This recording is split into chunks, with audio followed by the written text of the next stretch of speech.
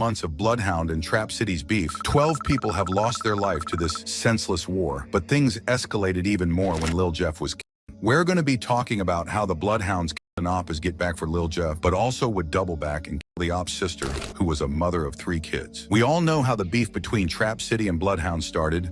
After almost a decade of these two hoods being locked in, one day Lil Jeff would ask to borrow Trap City Carter's chain, which is worth $80,000. A couple days go by, and Lil Jeff would go ghost and stop answering their calls and would be acting weird. Fast forward, a couple days later, they would be able to get in contact with Lil Jeff, and he would go on to explain how he got in a high-speed chase and lost the chain, but still has the pendant.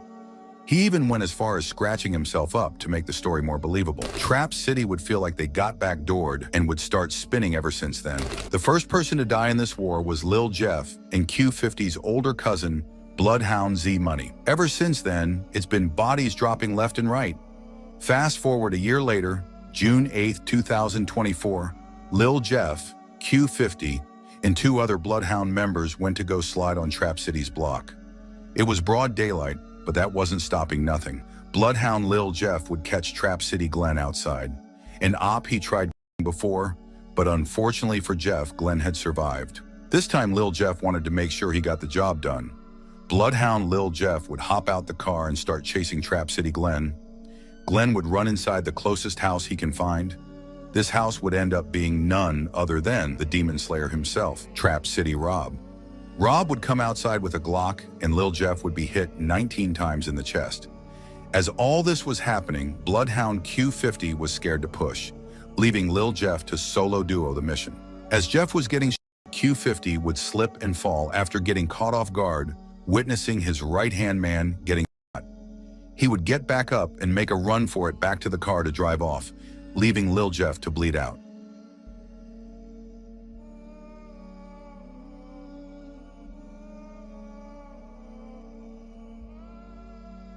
Bloodhound Q50 would realize what he just did and would spin back to get Lil Jeff from the ground and take him to the nearest hospital. As all this was happening, the police were tracking them down, but realized the car they were in was stolen and also had a stolen license plate.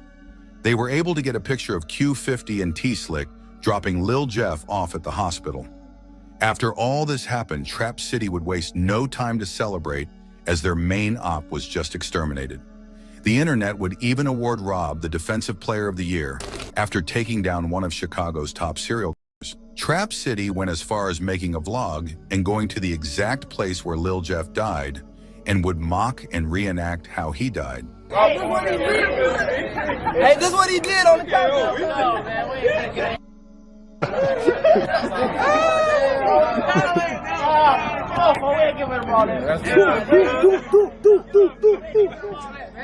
The person that was trolling the most was Trap City Carter. Since Lil Jeff took his chain, the hate he had for him was beyond normal. He would be dissing Lil Jeff in the vlog and laugh at Bloodhound, telling them to get back on the score. Clips of this interview would be previewed on Instagram before it was dropped, and it would go viral, leaving the Bloodhounds looking like some created players that just got the belt put on them. There's a video clip of Lil Jeff telling Bloodhound T-Slick, if anything ever happens to him, to go and slide for him. They say I'm dead, tell them to get back. Oh no, they still finna go spin for me though. Just like Ricky, he conducted the switch, he got hit on his back. He still finna spin for me. That boy hella scary, got caught in rap. Yeah, or not. Folks say he still finna go spin for me. And that's exactly what they did. Not even 24 hours of this clip going viral. Trap City Carter would be and Bloodhound Q50 and all the other Bloodhound members would take it to Instagram and hint how they got back for Bloodhound Lil Jeff, and that the ops can't troll them anymore. On the way back, I had to catch us a hat. Trap City down till they get back. I'm talking about, cause it's a pack, he should never lack. I heard his out photo to the dome, get called back, you won't make it back home. Caught it again, traffic looking down at his phone. Lil Pool did Z, now Lil Pool gone. Even Rel Vert, who was once close with Carter and can be seen in multiple videos together, would go on to diss him. 67, y'all act just like new 83rd, folks. You doing all this rap bapping like y'all already doing what y'all doing, folks. Man, hey, look, listen, folks. Y'all know what's to Lil Jeff. Y'all know about my shorty, and y'all know what he do. He was punishing y'all. And we really want that, man. My rode past Fat Rob so many times. This is one of those points, no bucket. It's a lame. Could never hang with us. You know that these straight fans of us from my dead Uncle Greg, boy. Y'all know though. But you is acting just like them the other side, gang. 67, 83.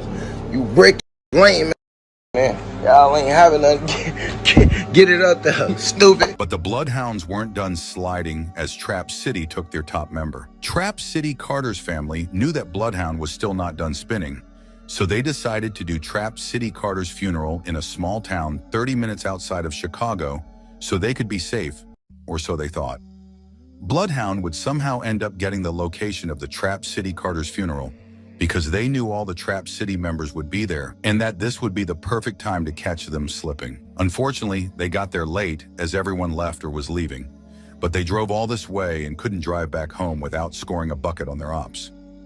They would see Trap City Carter's sister inside her car, driving about to leave the funeral. They would fire her car up with bullets, striking her, leaving her to lose control of the car and crashing into a nearby brick wall. Police say the driver of a white Jaguar was killed as she took part in a funeral procession. It had just left a church in Harvey when someone opened fire at 147th and Sealy in Dixmoor. The Jaguar crashed into a nearby home. 34-year-old Romisha Turner was found inside the vehicle. Dixmoor police tell us that all of this happened around 12:01 this afternoon. Dixmoor police responded to a call of several fired at an intersection of 147th and Sealy. They say Romisha was driving a white Jaguar SUV and that SUV collided with a residential home. They found her inside with wounds. She was later transported to Ingalls Memorial Hospital in Harvey, where she died. Police say that she was part of a funeral procession that just left St. Mark's Church in Harvey, just about a block away from where this took place.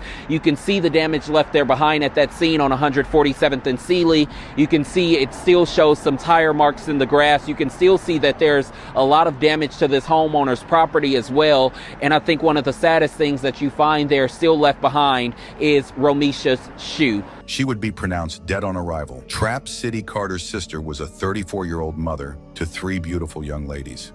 She lost her life in this senseless a war that started over something pathetic. Now the internet would already know this was Bloodhound's work because they would make it insanely obvious, as they would put it in songs and rap about exactly what happened. That boy, he shouldn't have left this pack. He not coming back. I'm not dead, cuz. I up the 6, then went back to the rack. I know that I was mad, like how the I did that. My cousin. Usually the kids and women are considered out of bounds in the streets, but I guess the rules are different here in Chicago. Let us know what you think down below, and don't forget to like and subscribe for more. In only 1 year and a couple months,